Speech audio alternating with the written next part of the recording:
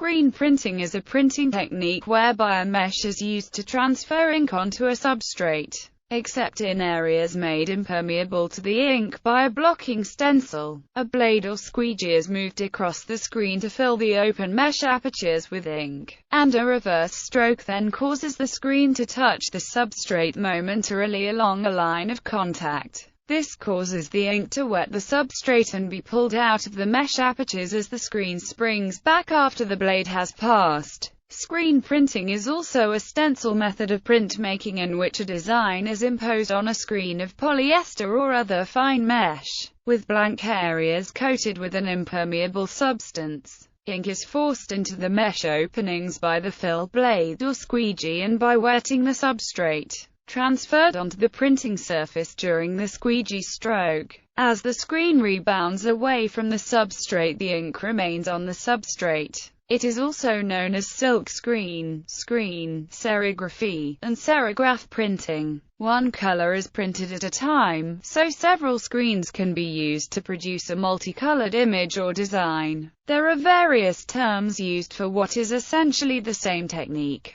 Traditionally, the process was called screen printing or silk screen printing because silk was used in the process prior to the invention of polyester mesh. Currently, synthetic threads are commonly used in the screen printing process. The most popular mesh in general use is made of polyester. There are special use mesh materials of nylon and stainless steel available to the screen printer. There are also different types of mesh size which will determine the outcome and look of the finished design on the material. History. Screen printing is a form of stenciling that first appeared in a recognizable form in China during the Song dynasty. It was then adapted by other Asian countries like Japan, and was furthered by creating newer methods. Screen printing was largely introduced to Western Europe from Asia sometime in the late 18th century, but did not gain large acceptance or use in Europe until silk mesh was more available for trade from the East and a profitable outlet for the medium. Discovered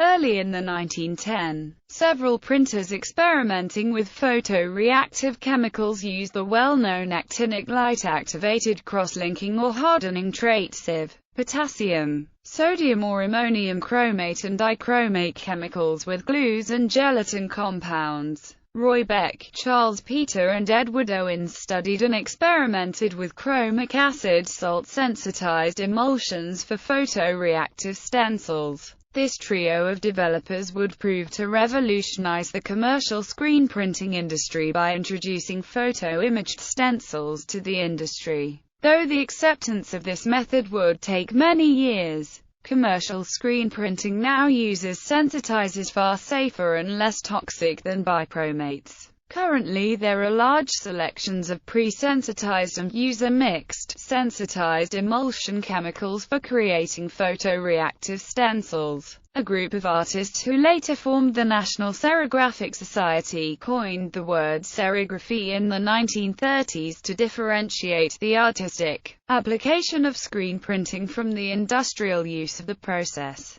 Serigraphy is a compound word formed from Latin sericum and Greek graphein. The Printers' National Environmental Assistance Center says, screen printing is arguably the most versatile of all printing processes, since rudimentary screen printing materials are so affordable and readily available. It has been used frequently in underground settings and subcultures, and the non-professional look of such DIY culture screen prints have become a significant cultural aesthetic seen on movie posters, record album covers, flyers, shirts, commercial fonts in advertising, in artwork and elsewhere. 1960s. To present credit is generally given to the artist Andy Warhol for popularizing screen printing as an artistic technique, identified as serigraphy, in the United States. Warhol was supported in his production by master screen printer Michel Kaza, a founding member of FESPA, and is particularly identified with his 1962 depiction of actress Marilyn Monroe, known as the Marilyn diptych, screen-printed in garish colors.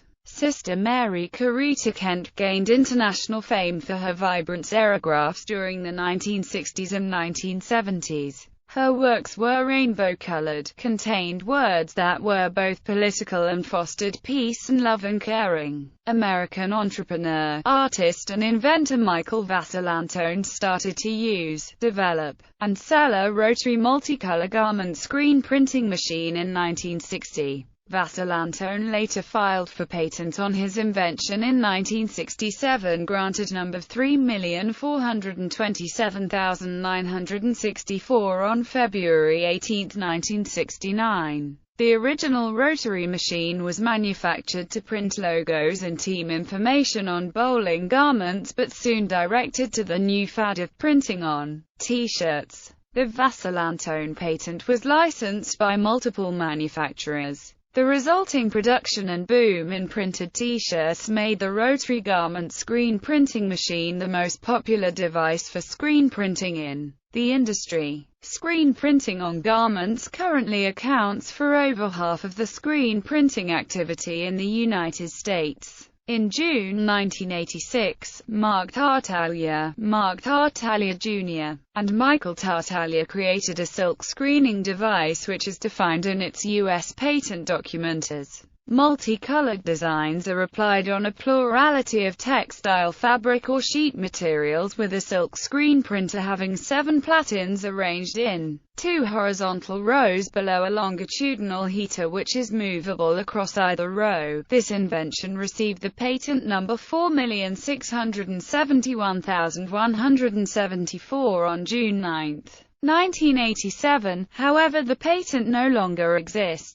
Graphic screen printing is widely used today to create many mass or large batch-produced graphics, such as posters or display stands. Full-color prints can be created by printing in CMYK. Screen printing lends itself well to printing on canvas. Andy Warhol, Rob Ryan, Lex Bolex, Arthur Okamura, Robert Rauschenberg, Roy Lichtenstein, Harry Gottlieb, and many other artists have used screen printing as an expression of creativity and artistic vision. Printing technique. A screen is made of a piece of mesh stretched over a frame. A stencil is formed by blocking off parts of the screen in the negative image of the design to be printed, that is, the open spaces are where the ink will appear on the substrate.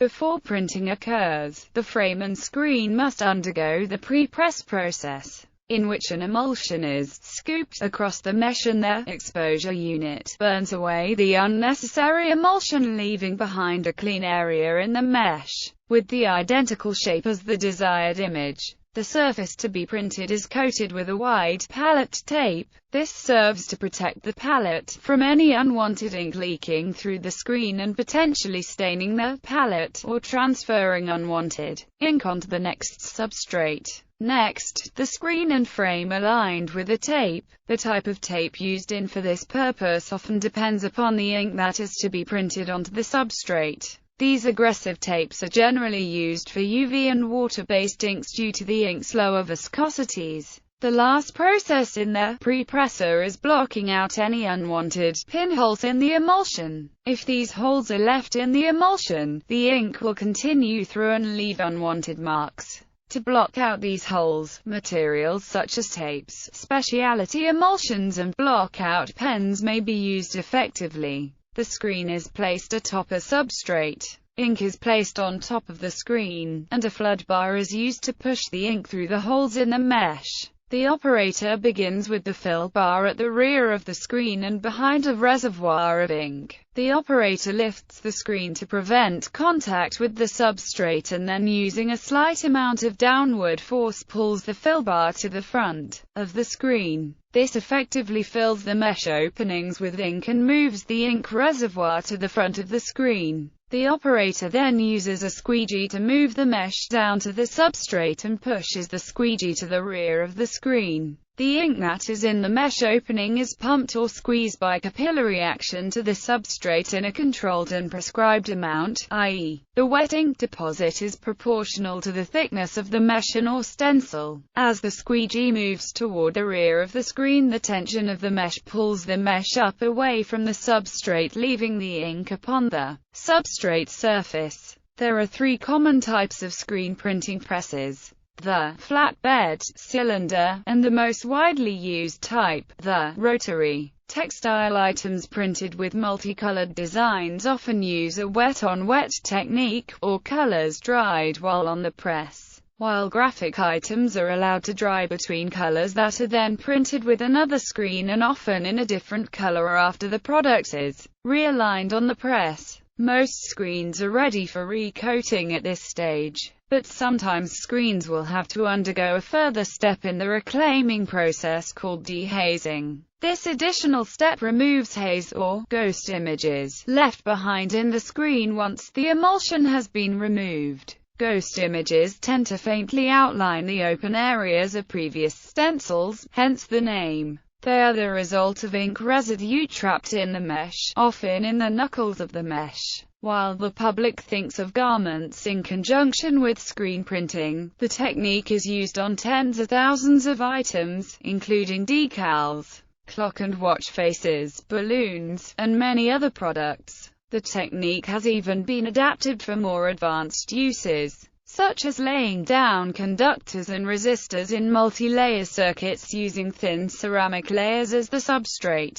Stenciling techniques. A method of stenciling that has increased in popularity over the past years is the photo-emulsion technique. The original image is created on a transparent overlay, and the image may be drawn or painted directly on the overlay, photocopied, or printed with a computer printer, but making so that the areas to be inked are not transparent. A black and white positive may also be used. However, unlike traditional plate making, these screens are normally exposed by using film positives. A screen must then be selected. There are several different mesh counts that can be used depending on the detail of the design being printed. Once a screen is selected, the screen must be coated with emulsion and put to dry in a dark room. Once dry, it is then possible to burn, expose the print. The overlay is placed over the screen, and then exposed with a light source containing ultraviolet light in the 350 to 420 nanometer spectrum. The screen is washed off thoroughly. The areas of emulsion that were not exposed to light dissolve and wash away, leaving a negative stencil of the image on the mesh. Another advantage of screen printing is that large quantities can be produced rapidly with new automatic presses, up to 1800 shirts in 1 hour. The current speed loading record is 1805 shirts printed in 1 hour, documented on the 18th of February 2005. Maddie Sikorsky of the New Buffalo Shirt Factory in Clarence, New York set this record at the Imageware Expo in Orlando, Florida, USA. Using a 12-color M&R formula press, and an M&R Passport automatic textile unloader. The world speed record represents a speed that is over 4 times the typical average speed for manual loading of shirts for automated screen printing. Screen printing materials.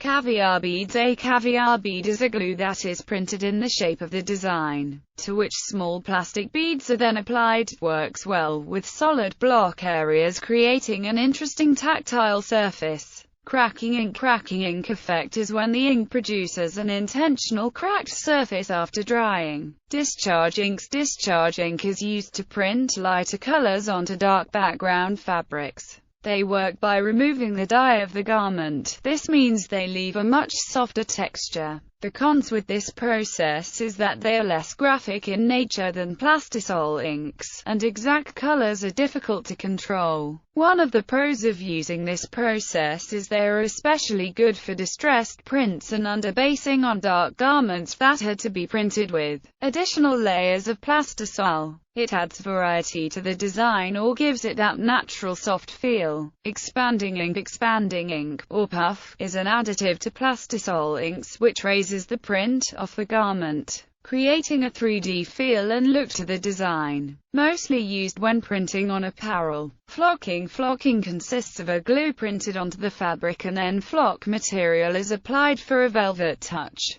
Foil. Foil is much like flock, but instead of a velvet touch and look it has a reflective, mirror look to it. Although foil is finished with a heat press process, it needs the screen printing process in order to add the adhesive glue onto the material for the desired logo or design. 4-color process, or the CMYK color model. 4-color process is when the artwork is created and then separated into 4 colors, which combine to create the full spectrum of colors needed for photographic prints. This means a large number of colors can be simulated using only 4 screens, reducing costs, time, and setup.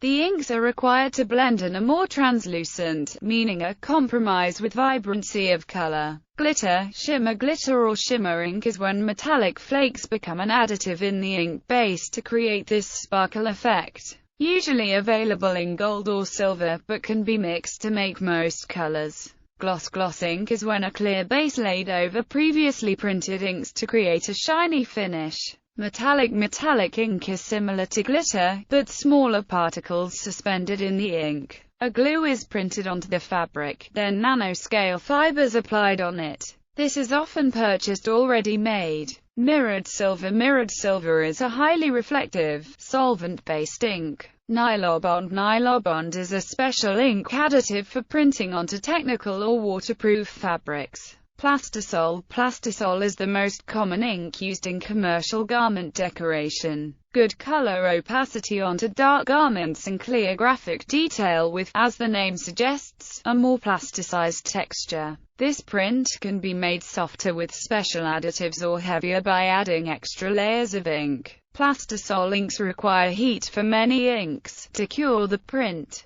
PVC and phthalate-free. PVC and phthalate-free is relatively new breed of ink and printing with the benefits of plastisol but without the 2 main toxic components. It also has a soft texture. Suede ink is a milky-colored additive that is added to plastisol. With suede additive you can make any color of plastisol have a suede feel. It is actually a puff-blowing agent that does not bubble as much as regular puff ink. The directions vary from manufacturer to manufacturer, but generally up to 50% suede can be added to normal plastisol. Water-based inks, these penetrate the fabric more than the plastisol inks and create a much softer feel, ideal for printing darker inks onto lighter colored garments. Also useful for larger area prints where texture is important. Some inks require heat or an added catalyst to make the print permanent. High build is a process which uses a type of varnish against a lower mesh count with many coats of emulsion or a thicker grade of emulsion.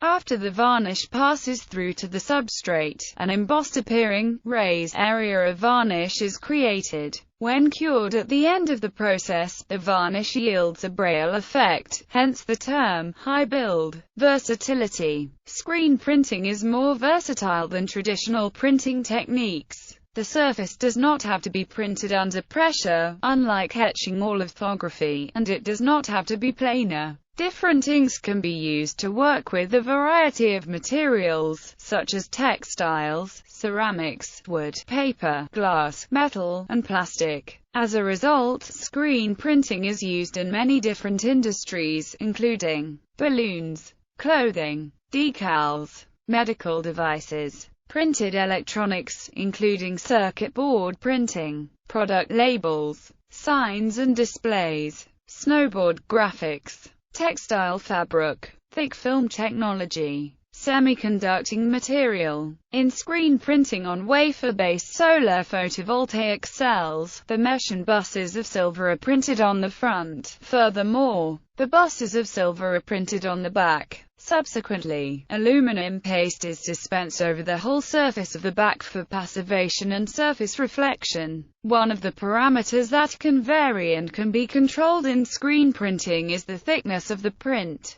This makes it useful for some of the techniques of printing solar cells, electronics, etc. Solar wafers are becoming thinner and larger, so careful printing is required to maintain a lower breakage rate. Though high throughput at the printing stage improves the throughput of the wholesale production line. Screen printing press. To print multiple copies of the screen design on garments in an efficient manner, amateur and professional printers usually use a screen printing press. Many companies offer simple to sophisticated printing presses. Most of these presses are manual. A few that are industrial-grade automatic printers require minimal manual labor and increase production significantly. Rotary screen printing. A development of screen printing with flat screens from 1963 was to wrap the screen around to form a tube, with the ink supply and squeegee inside the tube. The resulting roller rotates at the same speed as the web in a roll-to-roll machine. The benefits are high output rates and long rolls of product. This is the only way to make high-build fully patterned printing, coating as a continuous process,